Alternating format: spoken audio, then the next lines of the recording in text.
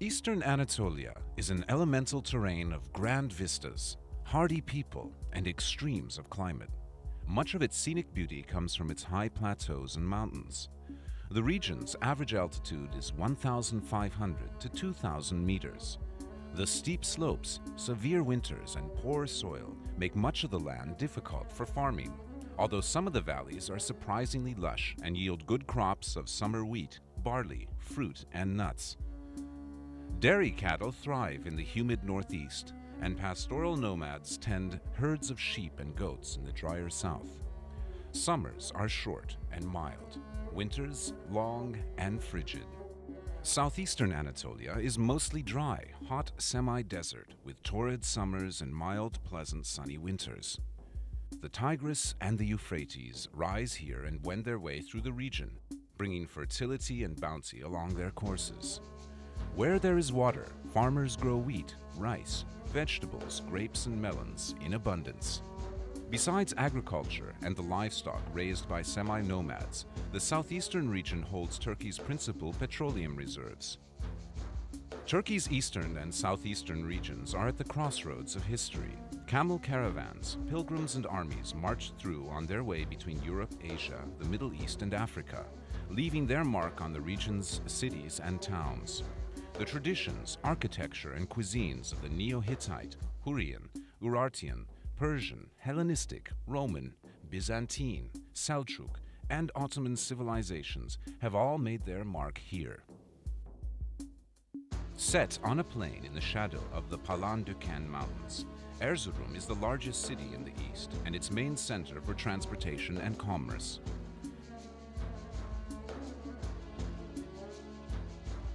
Although mostly modern, Erzurum boasts a citadel dating from Byzantine times, many spectacular Seljuk Turkish mosques, medreses or theological schools, and monumental tombs, as well as several important Ottoman-era mosques and a lively bazaar.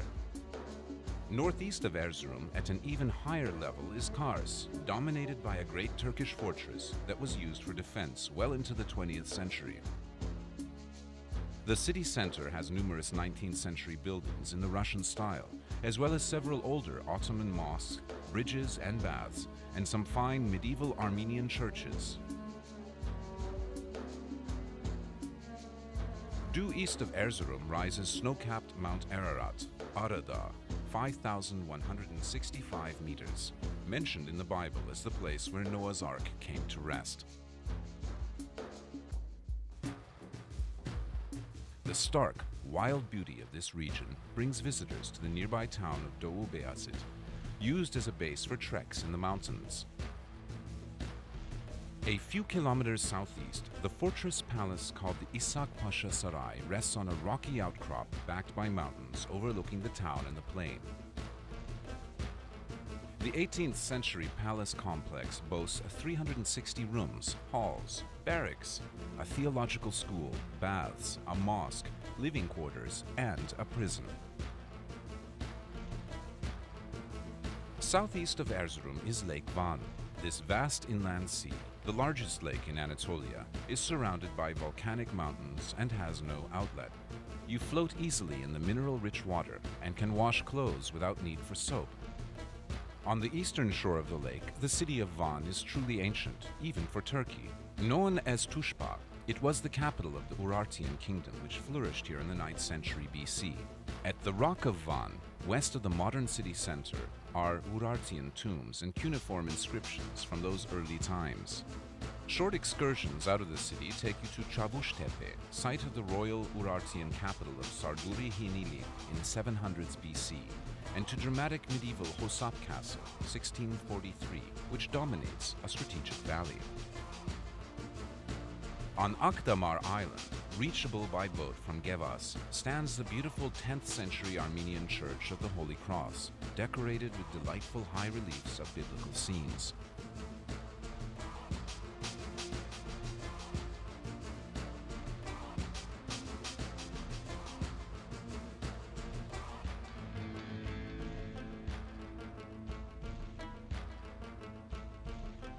In southeastern Anatolia, Gaziantep is an ancient town that has become the region's modern commercial and financial center. The textile industry brings much of the wealth, but the city is known and loved throughout Turkey for something else, its pistachio nuts. This is the place to try delicious baklava with pistachios.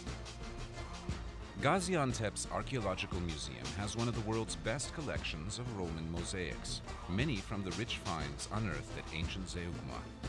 Threatened by the rising waters of a vast new lake, the mosaics were rescued and are now on view in the museum.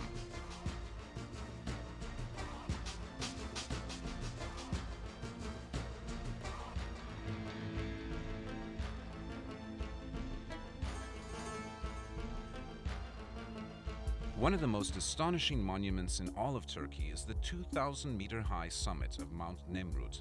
The entire mountaintop is actually a gigantic burial mound. On its east and west sides are temples with colossal stone statues portraying the gods and Antiochus I Epiphanes, the king who built the temples 2,000 years ago and who may be buried beneath the burial mound.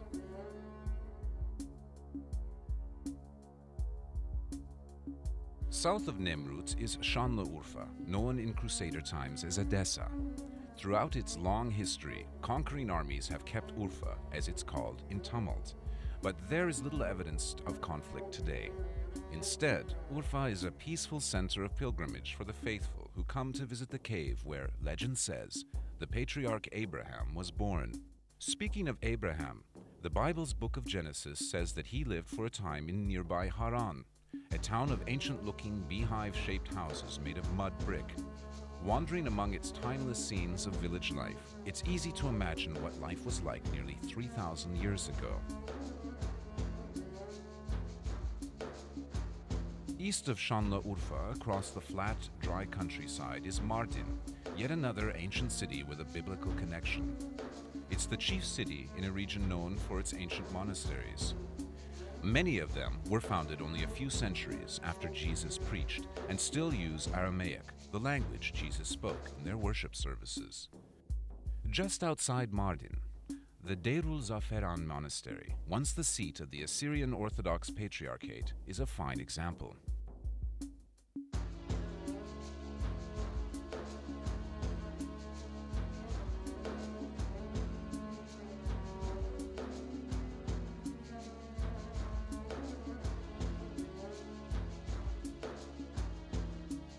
The entire southeastern region has been greatly affected by the Southeastern Anatolia project, or GAP, the largest regional development project ever undertaken in Turkey. Its 22 dams have created new ponds and lakes. Its 19 hydroelectric power plants on the Tigris and Euphrates rivers provide much of Turkey's electricity, and its hundreds of kilometers of aqueducts and irrigation channels have made the desert bloom.